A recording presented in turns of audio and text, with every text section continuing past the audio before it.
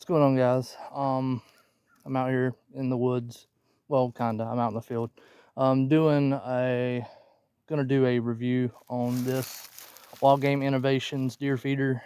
It's a 225 pound feeder.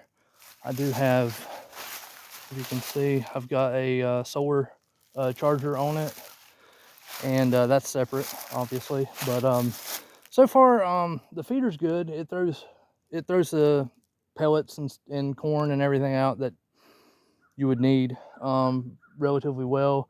It don't get clogged up. It don't get stopped up. The material is cheap, on the cheap side.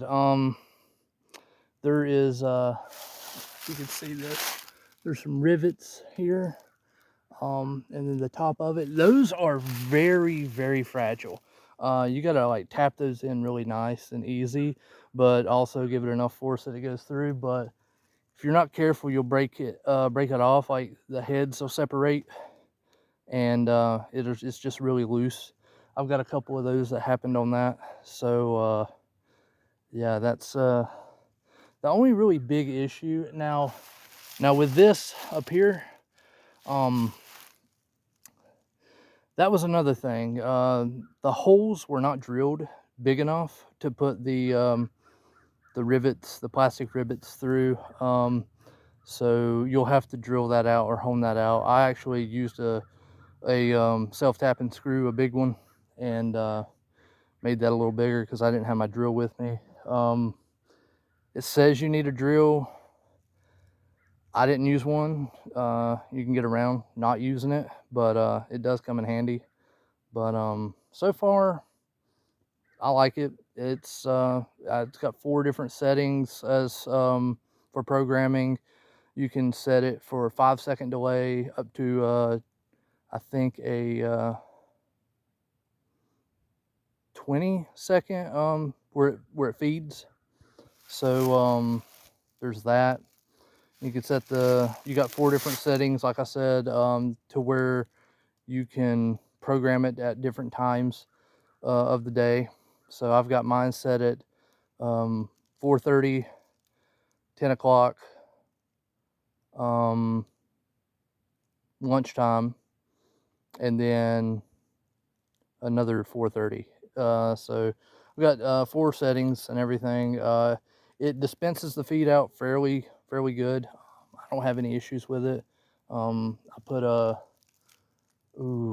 don't know, maybe a 30-pound sack in it, and it still had feed in it. So it don't really go through the ringer on putting your feed out. You don't have to keep coming out here all the time. It does it very generously. So yeah, there's that. And I got a solar camera. I went and bought a Moultrie solar camera. I'm trying that out, and I like it pretty good. I had issues with it at first. Um, I had the AT&T one, which I got cell phone service. I have AT&T service. I have perfect service out here. Um, it doesn't, the solar camera, it did not pick up crap. So I had bad signal. So I had to switch it over to Verizon, which the Moultrie people did that for me. So they wasn't no issues there. What else? Yeah, that's really about it. Not really got any problems with anything now that it's all taken care of. I don't know if it says it in the paperwork with the cell camera or whatever, but I had to get a class 10 card. That's what they told me. I had a class 4 in it, and they said it was giving them issues. They said that would probably fix my signal issue, which I don't see how that could, but they're the experts, right? So I went and replaced it, and that did not fix my signal. So I ended up calling them and telling them, like, hey, my signal's weak and it ain't taking pictures and sending them to my phone. What can I do? So I went and switched it to a Verizon one. So, and that fixed all my problems. You guys may have that problem with between AT&T and the Verizon one. I've got AT&T coverage here, and I got Verizon coverage here, but apparently the Verizon coverage is astronomically better. So we'll go with that. But anyhow, that's it. I just wanted to do a little quick review of the feeder here. I bought it at Academy, so it was $100. I think it's well worth it for $100. So it's better than a 5-gallon bucket hanging from a tree limb. That's what I had it originally. So big steps, baby. All right, catch you guys later. Okay, guys, here's that game feeder that I used. It's all the information. It does corn and pellets. Some of them they have issues with pellets, I guess, and so the whole 15-minute setup is I mean, it's true, it's a quick setup. I had an issue with it putting it up myself because the legs, I'll show you the legs here in a little bit, but the legs, the tripod is kind of it's a cheap way of doing things. They don't really stick together, so they fall apart and fall out. Now here's another thing with this thing, the feeder.